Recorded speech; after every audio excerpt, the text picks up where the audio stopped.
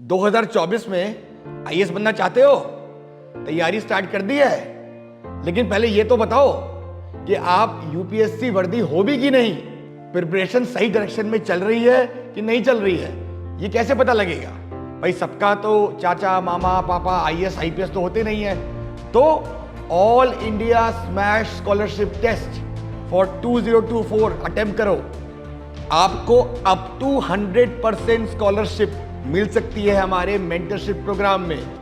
लेकिन उससे भी ज्यादा बड़ी बात, रजिस्टर करते ही आपको 10,000 का माल, 10,000 का स्टडी मटेरियल, लेक्चर और इसके साथ हमारे रैंकर के साथ एक 1-to-1 सेशन जहां आप अपनी प्रॉब्लम, अपनी स्ट्रेटजी डिस्कस कर सकते हैं, ये सब मिलेगा। तो दिए हुए लिंक पे रजिस्टर करिए तुरंत। Hello everyone, I am doctor Ashish Solanki, Indian revenue service 2018 batch, और मैंने अपना ग्रेजुएशन एम्स न्यू दिल्ली से किया है। आज मैं आपको मेडिकल साइंस के बारे में एक जनरल ओवरव्यू देने आया हूँ। मेडिकल साइंस एक टफ सब्जेक्ट है because of its vastness of subject. जो हम एमबीबीएस में अपने पूरे 5.5 सालों में पढ़ते हैं वो पूरा ऑलमोस्ट यूपीएससी में पूछा जाता है। इसके साथ साथ मेडिकल साइंस का कोई कोचिंग मटेरियल अवेलेबल नहीं है और कोई गाइडेंस अवेलेबल नहीं है, जिसकी वजह से इस सब्जेक्ट को एक चैलेंजिंग बनाता है। तो जो हम जब तैयारी करने बैठते हैं तो हम अपने मेडिकल साइंस के जो 16-17 किताबें हैं हम वही रेफ़र करते हैं। उसमें से हम मार्क करते हैं टॉपिक्स या फोटोस्टैट करवाते हैं, उनको बाइंड करते हैं और फिर उनको पढ़ाई करते हैं। तो ये काफ़ी एक टीडियस प्रोसेस होता है। मैंने भी ये चीज़ अपने प्रिपरेशन के टाइम पे फेस किया था। तो उसका सल्यूशन के लिए मैंने एक अपना सिंसियर एफर्ट डाला है। मैंने अपनी एक किताब लिखी है, medical science for UPSC. Medical science for UPSC is a one stop solution for all the medico aspirants who are giving UPSC by choosing medical science as their optional. Medical science UPSC में मैंने पूरा syllabus comprehensively cover किया है। इसके साथ साथ मैंने पिछले 9 सालों के एग्ज़ाम्स के क्वेश्चन पेपर्स बहुत डिटेल में सॉल्व करने का प्रयास किया है। तो अब मैं आपको चैलेंजेस के बारे में बताता हूँ मेडिकल साइंस के। तो जैसे मैंने बताया, मेडिकल साइंस एक वास्ट सब्जेक्ट है। दूसरा, मेडिकल साइंस में क्योंकि प्रॉपर गाइडेंस और कोचिंग नहीं है, इसकी वजह से भी मेडिकल साइंस चैलेंजिंग हो जाता है। बट नेवरदलेस मेडिकल साइंस एक बहुत अच्छा सब्जेक्ट है फॉर योर ऑप्शनल। अब ये क्यों है? पहले तो मेडिकल साइंस बहुत ही प्रिडिक्टेबल एंड रिलायबल सब्जेक्ट है। तो जिस दिन आप एग्जामिनेशन हॉल में जाएंगे और अगर आपने तैयारी अच्छे से की होगी, अगर आपने रिवीजन अच्छे से किया होगा, देन रेस्ट एश्योर्ड आपके मार्क्स अच्छे आएंगे। कुछ ऑप्शनल सब्जेक्ट्स ऐसे हैं मेरी नज़र में जो कि एग्ज़ामिनेशन डे पे बहुत डाइसी हो जाते हैं। किसी का एग्ज़ामिनेशन पेपर या उसके पूरे साल का अटेम्प्ट उन ऑप्शनल सब्जेक्ट्स की वजह से रह जाता है। फॉर्चुनेटली मेडिकल साइंस के साथ ऐसा नहीं है। अगर आपने मेहनत की होगी, रिवाइज़ किया होगा, तो आपके मार्क्स अच्छे आएंगे।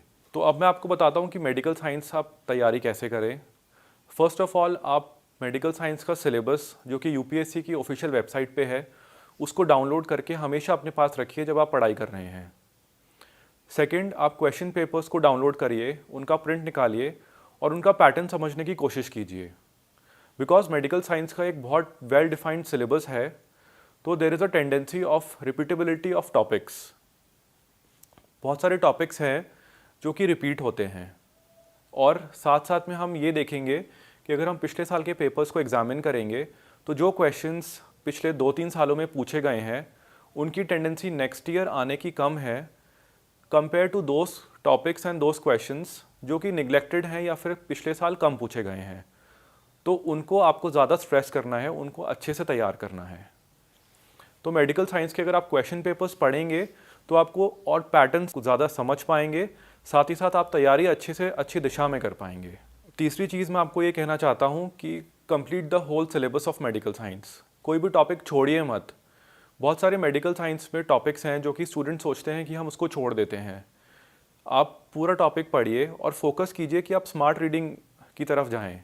बहुत सारे मेडिकल साइंस में सब्जेक्ट्स हैं जो कि छोटे हैं as compare to other subjects, but nevertheless उनकी मार्क्स और उनकी वेटेज ऑलमोस्ट इक्वल है। चौथी चीज़ मैं आपको ये बताना चाहता हूँ कि आप अपने मेडिकल साइंस के नोट्स बहुत थॉरोली बनाइए। मेडिकल साइंस के जब आप नोट्स अपनी बुक से आप बनाएंगे तो ये मत सोचिए कि मैं मेडिकल साइंस में थोड़ा थोड़ा लिख लिया मैंने और फिर बाद में मैं कर लूँगा उसको। आपकी क्वालिटी ऑफ नोट्स बहुत मदद करेगी आपको बाद में भी। अगर आपकी क्वालिटी ऑफ नोट्स अच्छी होगी, आप डायग्राम्स, फ्लो चार्ट्स, इलस्ट्रेशंस के साथ अपने नोट्स को तैयार कर रहे होंगे, तो ट्रस्ट मी आपको ये बाद में बहुत फ़ायदा करेगा। आप इसको एक तरह से अपने एनर्जी और अपने टाइम का इन्वेस्टमेंट समझिए, जो कि बाद में आपके बहुत काम आएगा और आपको बहुत ज़्यादा कम समय लगेगा रिवाइज करने में और उस चीज़ को तैयार करने में। फिफ्थ में आपको ये कहना चाहूँगा कि आप अपने diagrams, flow charts, tables, illustrations पे फोकस कीजिए। अपने डायग्राम्स, टेबल्स, फ्लो चार्ट्स को सिंपल रखिए और उनको प्रैक्टिस कीजिए और कोशिश कीजिए कि आप वैसे डायग्राम्स, फ्लो चार्ट्स प्रैक्टिस करें जो कि आप एग्जामिनेशन हॉल पे रेप्लिकेट कर पाएँ। This will fetch you definitely more marks. Sixth, last but not the least, आपको रिविजन बहुत अच्छे से करना है। Revision in medical science is the key for scoring good marks. Because medical science एक वॉलेटाइल सब्जेक्ट है, टेंडेंसी ये रहती है कि हम काफ़ी चीज़ें भूल जाते हैं। तो आप अगर रिवाइज करते रहेंगे उसको, तो आप अच्छे से एग्जामिनेशन हॉल पे सब पॉइंट्स कवर करके अपना आंसर्स लिख पाएंगे। तो अब मैं आपको ये बताना चाहता हूँ कि एग्जामिनेशन हॉल पे जब आप एग्ज़ाम देने बैठते हैं तो आपको क्या टिप्स एंड ट्रिक्स ध्यान में रखनी चाहिए। फर्स्ट, एग्ज़ाम डेफिनेटली लेंदी होता है, तो आपको टाइम का ट्रैक रखना है। दूसरा, एग्जामिनेशन हॉल में आपको पहले पैटर्न पे ध्यान रखना है कि हर दोनों पेपर्स में हर एक सेक्शन में एक क्वेश्चन कंपलसरी होता है। तो टोटल हर पेपर में 8 क्वेश्चंस होते हैं, जिसमें से 2 क्वेश्चंस कंपलसरी होते हैं एंड रिमेनिंग 6 क्वेश्चंस में से आपको 3 क्वेश्चंस करने होते हैं, जिसमें से एक सेक्शन का question of your chosen questions आपको डेफिनेटली करना है। तो अब हम आते हैं मैंडेटरी क्वेश्चंस पे। मैंडेटरी क्वेश्चंस में हर एक क्वेश्चन के 5 सब पार्ट होते हैं। उन 5 सब parts mostly factual based questions होते हैं। हर एक question almost on an average 10 number का होता है।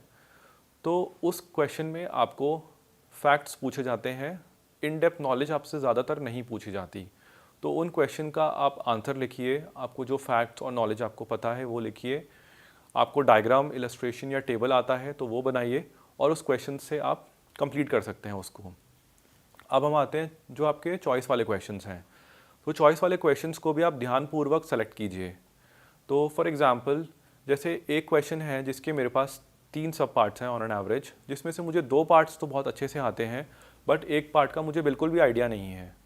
वहीं कंपेयर टू एक क्वेश्चन है मेरे पास जिसमें मुझे तीनों सब पार्ट्स आते हैं, मुझे थोड़ा थोड़ा पता है लेकिन मुझे पूरा क्वेश्चन नहीं आता वो। तो मैं आपको ये कहता हूँ कि आप मैक्सिमल आउटपुट की कोशिश कीजिए। आप ये कोशिश कीजिए कि जिस क्वेश्चन के मुझे तीनों पार्ट्स अटैम्प्ट कर सकूँ मैं, उस क्वेश्चन पे आप फोकस कीजिए। तो जब आप उस क्वेश्चन को अटैम्प्ट करेंगे, आप देखेंगे कि हाँ, मुझे और भी कुछ उसमें टेबल्स, डायग्राम्स अपने आप आ जाएंगे जब आप लिखेंगे उसको, और आपकी मैक्सिमल आप मार्क्स उसमें गेन कर सकते हैं। तो आपको ये याद रखना है कि आपको मैक्सिमल आउटपुट लेके आना है, आपको मार्क्स अच्छे लेके आने हैं, ना कि आपको किसी क्वेश्चन पे ज़्यादा टाइम स्पेंड करके उसका आंसर बहुत ज़्यादा अच्छा लिखना है। तो मेडिकल साइंस का पैटर्न हमने समझा। अब मैं आपको थर्ड चीज़ बोलूँगा कि मेडिकल साइंस में जो क्वेश्चंस हैं आपके, किसी क्वेश्चन को अंडर एस्टिमेट मत कीजिए। अगर आपको लगता है कि वो क्वेश्चन मैंडेटरी है आपको करना और आपको नहीं आता है, स्टार्ट अटेम्प्टिंग द क्वेश्चंस। कुछ डायग्राम्स, कुछ फ्लो चार्ट्स से उसको सपोर्ट कीजिए और क्वेश्चन पूरा करने की कोशिश कीजिए, कोई क्वेश्चन छोड़िएगा मत। Fourth, diagram, flow charts, tables, illustrations should be the key ingredients of your answer sheet. आपको diagrams, flow charts, tables, illustrations को अच्छे से यूज़ करना है, उसको प्रेजेंट करना है। आप इसके लिए कलर पेंसिल्स या कलर पेन्स यूज़ कर सकते हैं। जितना आप अपने डायग्राम्स, टेबल्स, फ्लो चार्ट्स को बनाएंगे, आपके मार्क्स उतने ही ज़्यादा आने की चांसेस बढ़ जाती हैं। फिफ्थ, मैं आपको ये बोलूँगा कि हर एक क्वेश्चन को अटैम्प्ट कीजिए and don't get emotional over any particular question और एनी पर्टिकुलर टॉपिक। बहुत सारे हमारे स्टूडेंट्स हैं, बहुत सारे एस्पिरेंट्स हैं जो कि पर्टिकुलर सब्जेक्ट बिकॉज उनको इंटरेस्ट है या फिर वो उसमें पोस्ट ग्रेजुएशन कर रहे हैं या कर चुके हैं, तो उनको उस क्वेश्चन में बहुत ज़्यादा अटैम्प्ट करने की एक टेंडेंसी रहती है। इससे नुकसान ये होगा कि आपके पास टाइम कम रह जाएगा बाकी क्वेश्चंस अटैम्प्ट करने का। तो please don't get emotional over a particular subject और over a particular question and try to attempt maximum questions that you can attempt in your paper. और लास्ट में आपको ये बोलूँगा कि आप अपने एग्ज़ाम्स से जाने से पहले अपने क्वेश्चन पेपर को देखिए और अपनी आंसर शीट को देखिए कि कोई क्वेश्चन आपसे छूट तो नहीं गया है गलती से। बहुत सारी चीज़ें बाद ऐसा रहता है कि हम किसी क्वेश्चन के पार्ट को अटैम्प्ट कर देते हैं और कोई क्वेश्चन का पार्ट छोड़ देते हैं बाद में। Because of the lack of time हम उस क्वेश्चन को भूल जाते हैं अटैम्प्ट करना, या कोई गलत क्वेश्चन अटैम्प्ट कर देते हैं। तो always keep track of all the questions that you are attempting. In the end I wish you all the best. मेरी ये book medical science for UPSC I hope आपकी जर्नी में आपको कंट्रीब्यूट करे, आपकी तैयारी में आपकी सहायता करे और आपका टाइम सेव करे। इन द एंड मैं आपको यही बोलूँगा कि हमेशा पॉजिटिव रहिए, फोकस्ड रहिए और डेफिनेटली आप अपनी सफलता, आप अपने लक्ष्य पे ज़रूर सफल होंगे। Thank you to DKT। And मेरी इस बुक की कोई भी क्वेरीज या फीडबैक आप मेरे नीचे गिवन मेल पे या फिर एक इंस्टा के लिंक पे जो मैं आपको नीचे शेयर कर रहा हूँ उस पर डाल सकते हैं। जल्दी मैं एक ब्लॉग स्टार्ट करने वाला हूँ जिसमें आप अपनी क्वेरीज पूछेंगे और मैं उसको जब भी मेरे पास टाइम होगा I will answer to you, I will get back to you. So thank you and wish you all the best.